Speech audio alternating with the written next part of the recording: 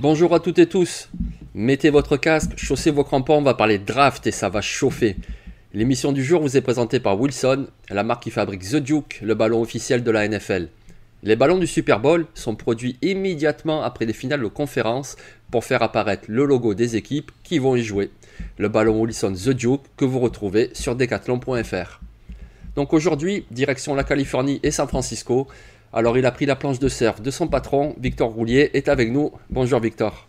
Et bonjour à tous. Ouais, alors je surfe plus vers San Diego, mais on va faire une exception aujourd'hui. Ah, c'est la Californie, chipote pas. Donc les 49ers, ils ont terminé la saison 2020 avec un bilan de 6 victoires et 10 défaites. Juste après un Super Bowl, ils ont donc terminé dernier de la division NFC West. Alors c'est vrai, ils ont eu leur quarterback Jimmy Garoppolo qui a été blessé, ils vont le récupérer, ainsi que le pass rusher Nick Bosa. Mais que leur manque-t-il encore pour espérer retourner en playoff ? Je vais dire qu'en effet, le premier rapport, ça sera déjà le retour des blessures. Parce que c'était quand même incroyable la cascade de blessures qu'ils ont eu l'année dernière. Il y a eu un moment où ils avaient quasiment 12 ou 13 titulaires blessés en même temps. C'était assez incroyable. Donc je pense que déjà, le premier renfort, ça va être le retour de tout le monde. Ça, c'est vrai. Premier besoin, un quarterback. Alors c'est vrai que moi, je fais plutôt partie des gens qui trouvaient que Jimmy Garoppolo avait prouvé il y a 2 ans qu'il était suffisant dans un système Shanahan pour gagner. Clairement, le trade-up en 3 prouve que c'est pas leur mentalité aujourd'hui. Donc voilà, quarterback, ça sera, et on va en parler, le choix du premier tour, ça paraît évident. Ils ont d'autres besoins, notamment dans la ligne intérieure. Alors ils ont pris notre cher ami Mac, mais c'est une solution plutôt court terme. Et au niveau des guards, il y a clairement des possibilités de faire mieux. Au niveau des cornerbacks, ils ont Verrett et Mosley qui seront là. Sherman est parti. Globalement, ça manque d'un leader, ça manque d'un joueur vraiment dominant. Linebacker, parce qu'il y a Fred Warner. Mais à côté, finalement, il n'y a pas grand-chose. Enfin, il n'y a pas grand-chose, tout étant relatif par ailleurs. Mais en tout cas, c'est peut-être quelque chose qu'on peut améliorer. Et safety, pareil, il y a Jimmy Ward. Mais pour moi, ça peut être amélioré aussi. Donc globalement, on parle d'une équipe qui est très complète. Comme ne montre pas son bilan d'année dernière, mais encore une fois, voilà, il y a eu beaucoup de blessures. Mais ils peuvent améliorer plein de petites choses qui peuvent leur permettre de redevenir une équipe compétitive comme ils l'étaient il y a 2 ans. Oui, effectivement. Et comme tu l'as dit, avec le trade, l'échange qu'ils ont fait pour remonter au choix numéro 3, ça paraît évident qu'ils vont prendre un quarterback. Alors les dernières rumeurs nous parlent de Mac Jones, le quarterback d'Alabama. Qu'est-ce que tu en penses, toi ? C'est non, monsieur. C'est non, c'est non, c'est non. Alors, vraiment, je fais partie des gens qui ont Wilson devant Fields depuis quasiment le début. C'est-à-dire que vraiment, au début, j'étais pas dans le consensus, maintenant je suis, ok. Par contre, Fields est pour moi incontestablement le 3e de cette draft. Et alors, autant je pourrais comprendre qu'on me dise Trey Lance, potentiel athlétique incroyable, futur franchise quarterback, etc. Limite, je pourrais plus comprendre qu'on tombe amoureux du profil athlétique de Trey Lance qu'on tombe amoureux de Mac Jones. Mac Jones, c'est Justin Fields en moins bien. Clairement, enfin, je suis désolé, mais Justin Fields, c'est un joueur ultra précis. C'est un joueur fiable. C'est un joueur mobile, qui peut vraiment, avec ses jambes, il peut aller très loin. Il est très rapide, il l'a encore montré au Pro Day. Alors oui, c'est un joueur qui a du mal sous pression. Bonne nouvelle, le système Shanahan est fait d'actions très rapides et le quarterback n'est pas souvent sous pression. Donc pour moi, Justin Fields, non seulement est le 3e meilleur quarterback de cette draft, mais en plus correspond exactement au système 49ers. Donc j'espère que Mac Jones c'est un écran de fumée, sauf que quand tu es en 3... L'écran de fumée, c'est pour qui ? J'arrive pas bien à comprendre, puisque en 1 et 2, ça paraît assez clair qui va être pris. Mais clairement, pour moi, c'est Justin Fields tous les jours. Je ne comprendrai pas le choix Mac Jones. Oui, après, de toute façon, tu sais, on parle des insiders. Je veux bien qu'ils aient des contacts avec des gens, des staffs, mais bon, de toute façon, même eux, ils en savent absolument rien. Donc, ils peuvent dire Mac Jones, mais on n'en sait absolument rien. Moi, je suis d'accord avec toi. Si c'était moi qui étais en charge, je prendrais Justin Fields. Mais je vais dire quand même deux mots sur Mac Jones, parce que moi, je trouve que dans le système, justement, de Kyle Shanahan, il serait très très bien, parce que c'est un joueur qui est très fiable, qui est sous la pression, lance bien. Alors on va me dire, oui, il n'a pas souvent été sous pression à Alabama, mais si, il a quand même été sous pression. Et il lance très bien, très précisément, dans les petites fenêtres. C'est un joueur qui, dans le système play-action de Shanahan, serait absolument formidable. Parce que justement, il est très précis, il fait très peu d'erreurs. Un système qui se base sur la course, qui se base sur beaucoup de jeux feintés. Et ça, Mac Jones sait très très très bien le faire. Donc moi, je ne serais pas autant choqué que ça de voir Mac Jones. Mais après, voilà, je te rejoins. Moi aussi, je prendrais plutôt Justin Fields. Non, mais écoute, on verra bien, hein. On a vu des surprises plus grosses que ça, hein. On a Oui, vu des Trubisky, on a vu des choses comme ça. Et rappelons qu'ils ont toujours, évidemment, dans leur practice squad, le grand Josh Rosen, ah ben évidemment, oui, de Chosen One. ouais, Donc, au pire, ils pourront tenter le pari de Josh Rosen. Mais on sait, hein, si vous avez Josh Rosen dans votre effectif, c'est que vous allez prendre un quarterback en top 10. Ça se vérifie année après année. C'est une sorte de loi qui est en train de s'établir en NFL. Donc, surveillez bien où sera Josh Rosen l'année prochaine. ouais. Oh, mais la malédiction de ce gars, c'est C'est terrible, incroyable, quoi. c'est terrible, Ah ouais. je te jure. Ah ouais. Allez, on passe au deuxième tour. Qu'est-ce que tu nous fais pour le deuxième tour? Et ben pour le deuxième tour, il y a beaucoup de directions possibles. Globalement, il y a des cornerbacks de très bon niveau, il y a des safeties de très bon niveau. Mais je vais parler d'un joueur qui est sur la ligne offensive intérieure et finalement que je trouve un peu oublié. Alors les gens continuent à le mettre au second tour, hein, dans les mock drafts, mais on n'en parle pas tellement alors que c'est un phénomène, c'est Wyatt Davis. Wyatt Davis, c'est un guard, globalement, il n'a pas beaucoup de défauts. Il n'a pas beaucoup de défauts, il a le physique parfait, il a un équilibre qui est très bon, il est aussi bon en jeu de course qu'en jeu de passe, il panique jamais, il suit toujours ses blocs. Alors oui, 2020 n'était pas sa meilleure saison. C'est sûr que peut-être que si tu joues beaucoup en deuxième rideau, c'est peut-être pas le joueur qui va arriver le plus vite au deuxième rideau. Mais globalement, pour moi, c'est le guard, si on parle de guard pur, et pas d'hybride comme Aijha Vera Tucker ou Rashon Setter, c'est pour moi le guard numéro 1 de cette draft. Et pour moi, 43, c'est vraiment le maximum où il pourrait tomber. Ah oui, moi aussi, moi je te rejoins, hein. Tu vois, je voulais te poser une question, c'était quel est le défaut de Wyatt Davis? Mais effectivement, on a du mal à en trouver un, donc on va évoquer peut-être sur les décrochages, c'est pas le plus performant, ouais, si on veut.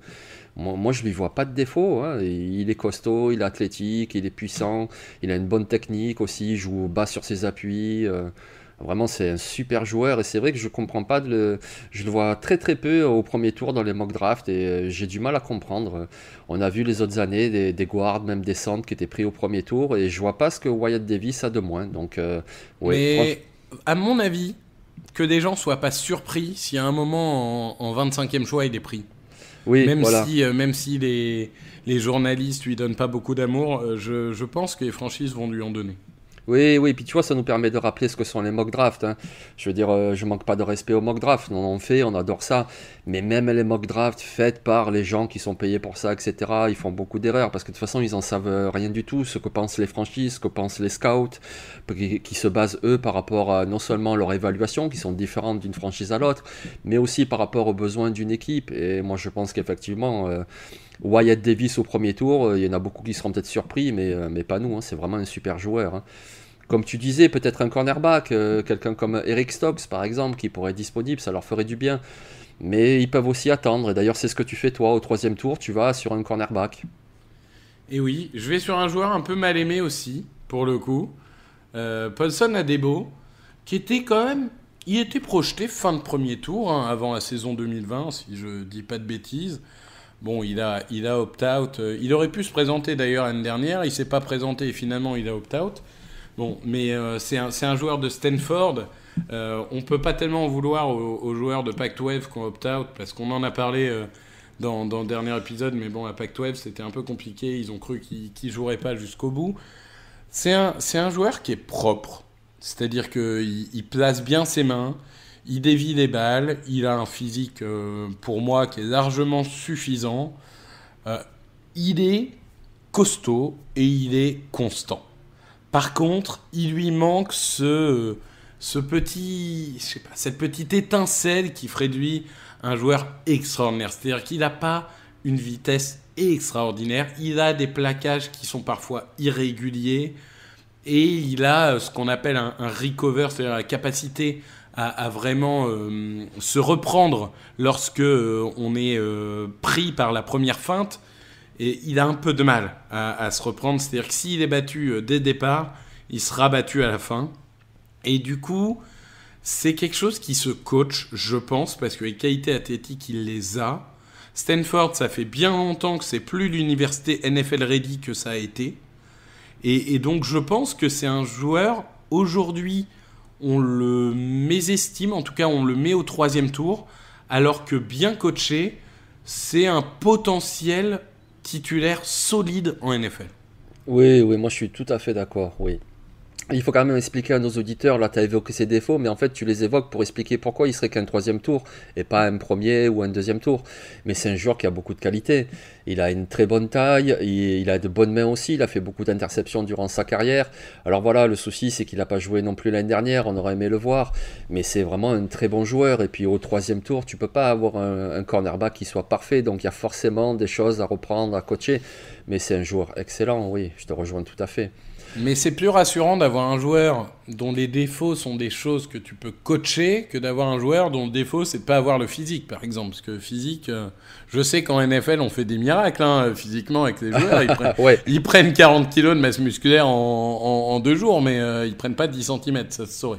Oui, c'est clair, c'est clair. Et effectivement, le poste de cornerback, c'est vraiment un poste à adresser, surtout dans cette division, avec tous les Lockett, avec tous les Metcalf, avec tous les receveurs des Rams, avec l'attaque aérienne d'Arizona. Enfin, il leur faut vraiment un cornerback, parce que là, comme tu dis, il y a Jason Verrett, mais le type, c'est un petit peu une porcelaine, même s'il a fait une bonne saison l'année dernière.